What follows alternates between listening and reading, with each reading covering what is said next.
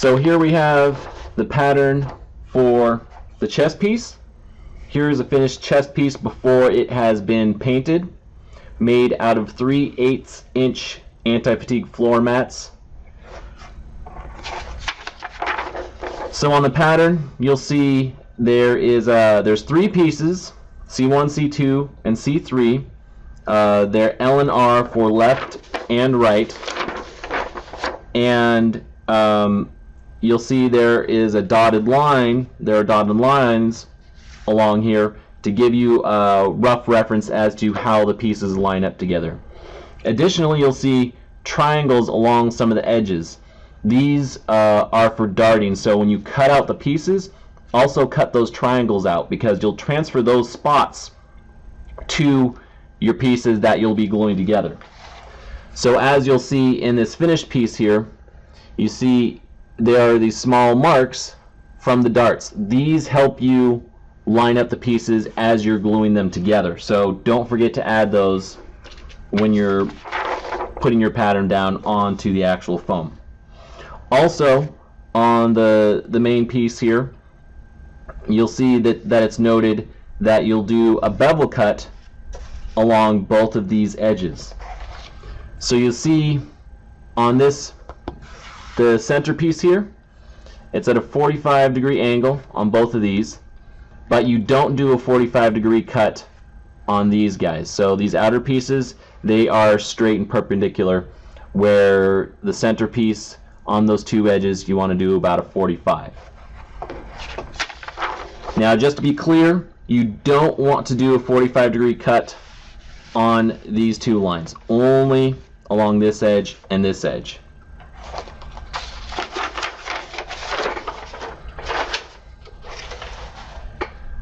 So once you have your pieces cut out, you want to pin them to your foam, whatever foam you're going to use. If you do have pins, you don't have to use pins, but it can make things easier holding the pattern pieces in place. As you can see, I've already traced out these pattern pieces, so I can take these off, and you see I've added those darts. So when you go to cut these pieces out, you'll want to follow not on the outside line of the pattern that you've traced, but on the inside line, because that is the actual shape and size of the pattern piece, not the outside line. So when you're cutting out thicker pieces of foam, like this 3/8 inch anti-fatigue floor mat, I like to use a telescoping blade like this when doing my cuts. And always at the start, I always make sure to sharpen it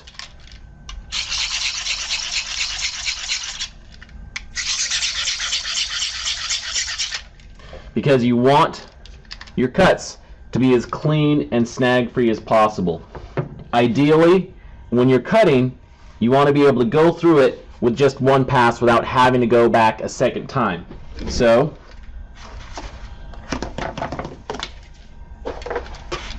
ideally, you should be able to go right on through and have one clean cut like that. So you'll see here, this is a perpendicular cut, straight up and down from the ground. As for a bevel cut, you want to come in at an angle. Generally, you want to do a 45-degree angle. What I seem to find easiest is to have your blade away from you, trying to keep it at the same angle the whole entire way through, and pulling your blade to you to get as consistent a cut as possible when you're cutting. So you'll see on this piece here, this is a scrap piece. We have 2 bevel cuts along the edge here. So when it comes to doing bevel cuts, in particular, you may want to practice them a few times before actually cutting your pieces out. For example, like your chest piece that does have bevel cuts. So you see here, I have all 3 pieces cut out for the right side of the chest piece. I did the bevel cuts on on the centerpiece of the chest, and those are the only bevel cuts to be done. You can see these are all perpendicular. One thing you'll want to do is also label your pieces, because the more pieces you cut out, the trickier it'll be to keep track of which pieces are which. So I would recommend labeling each of your pieces. So now that we have these guys cut out, the next thing I'm going to do is take the heat gun and curve them a little bit before gluing them together.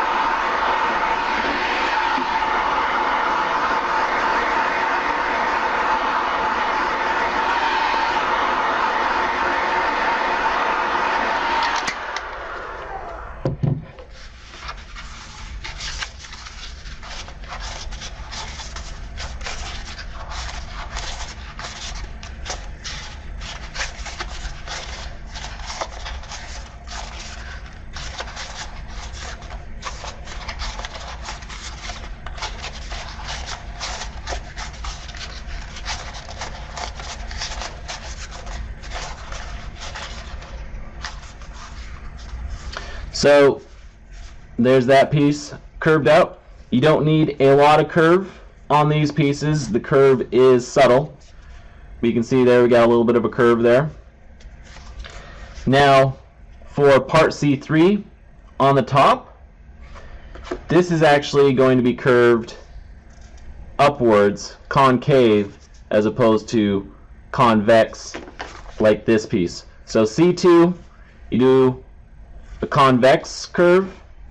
Same thing with C1, but this one you actually get a little bit of a concave curve in it.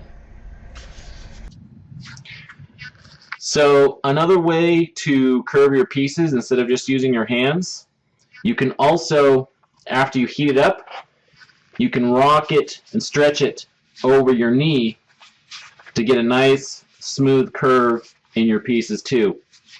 So if you're not getting the curve that you want in your pieces by just using your hands, give your knee a shot as a tool to get a nice curve in the pieces. So now that we have all our pieces curved, we're ready to glue them. I'm going to be using Barge contact cement. You don't have to use this brand. It's just the one that I like to use. Now when you're gluing your pieces together, you're going to want to do 2 thin layers of glue before attaching them. So first, brush on a layer, wipe off any excess with a scrap piece of foam, let it get dry to the touch. If you can touch it and you have glue coming off on your finger, it's not fully dry yet.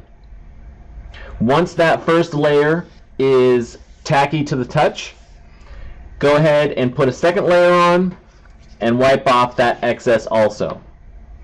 So then once that second layer is tacky, then you can go ahead and start putting your pieces together. So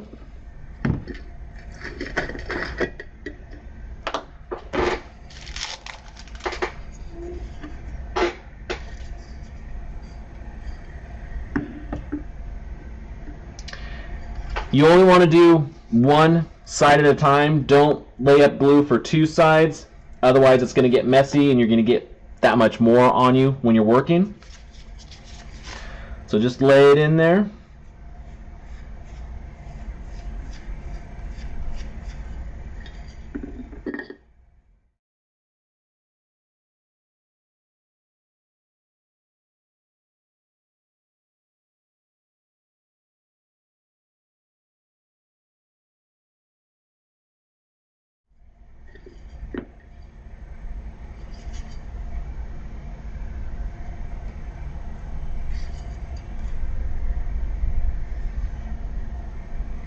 Okay, now that I have all that glue on there, this is definitely more than I need. I'll take my scrap piece of foam and just run it along the edge. So you just have a nice thin layer. So you can see I took off quite a bit there, but that's okay. And now I just have a very thin layer of glue on there.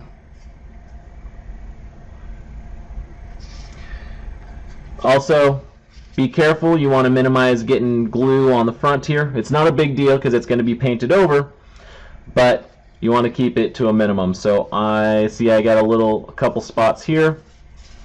I'll just get the most of it off. Scrap piece of foam.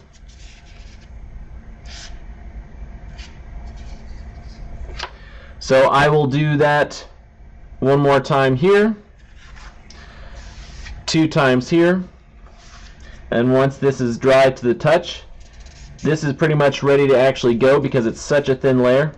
Pretty much ready to add a second layer. Once I get 2 layers on both of these, I'll start putting them together. Okay, now I have the glue dried and ready on both of these edges here. So I'm going to use the marks that we talked about earlier to line up the piece as I go along putting it together. When you do this, take your time and get the top edge as level as possible to each other to keep the seam as minimal as possible. And work your way along from one end to the other end. Don't try to do the whole thing at once.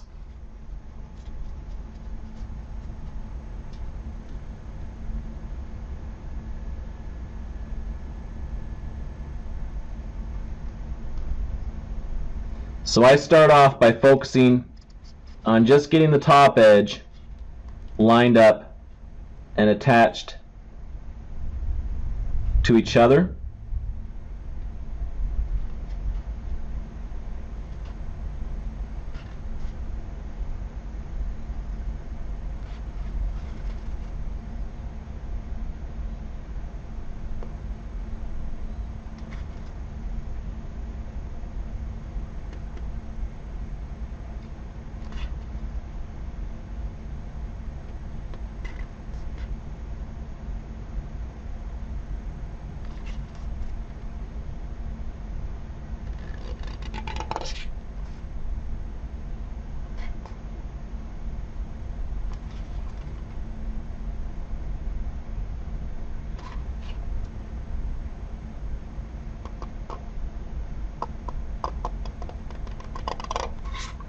Okay, so now I've got the top edge all in contact there.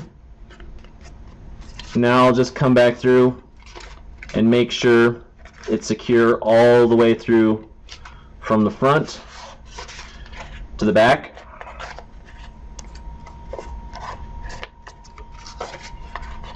There you go. Now I'm ready to do the same for the rest of the piece.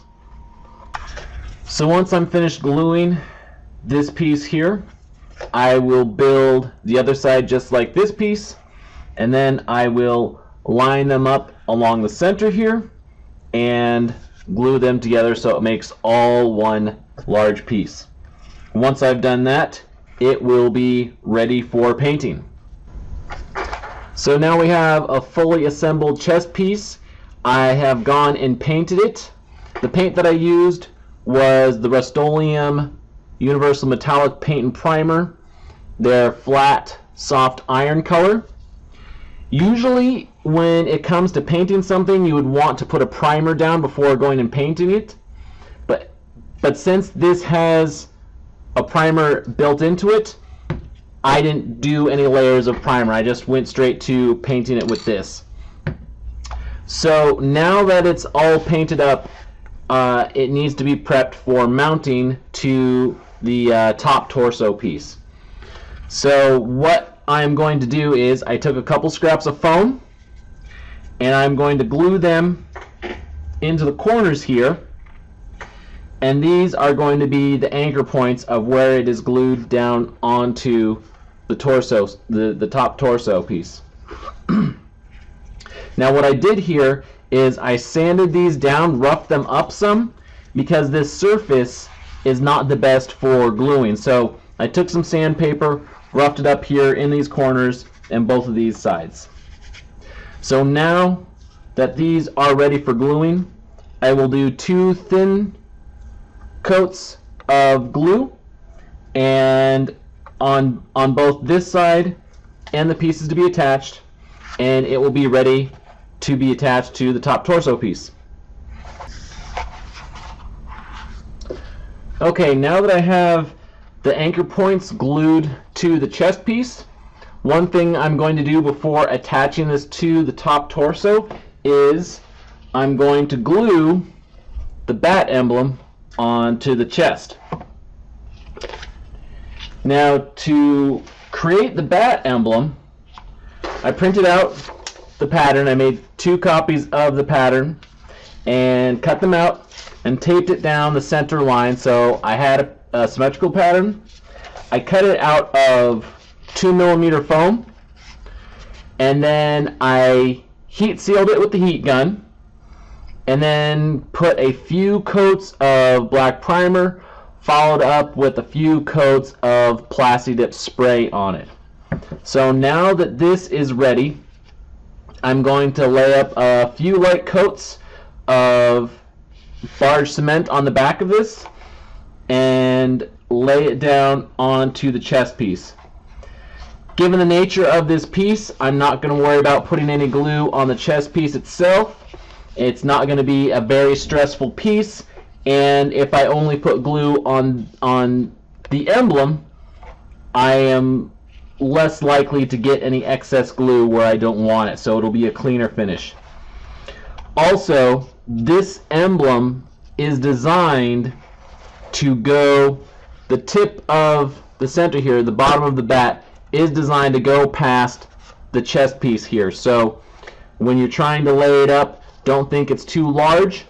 It's designed to go just about to the full length of the chest piece and run off it. So now that the bat emblem is glued onto the chest piece, it's time to attach this to the top torso piece. So for placement on this, you may want to double check this to see how it fits you, but the standard placement for this will be at this center point here. This center point should be about ½ an inch higher than that center point. But again, double check to see how it fits on you, to see exactly where you want to place it. So I will just put a little bit of glue here, 2 layers on each, and attach it into place. Now if you want, you can also attach this to the bottom torso piece by laying some glue right here and putting the inside of the bottom torso piece right here, so it's all one piece. If you do decide to do it that way, you probably want to do that first before attaching this on here, but it's optional. I've decided I want to keep this top piece separate from the bottom piece. So here is the chest piece attached to the top torso piece.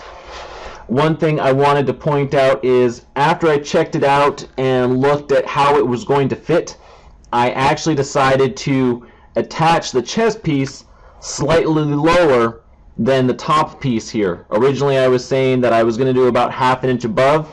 I have it actually about ½ an inch below because I felt like it fit better that way than the other way around. So keep that in mind.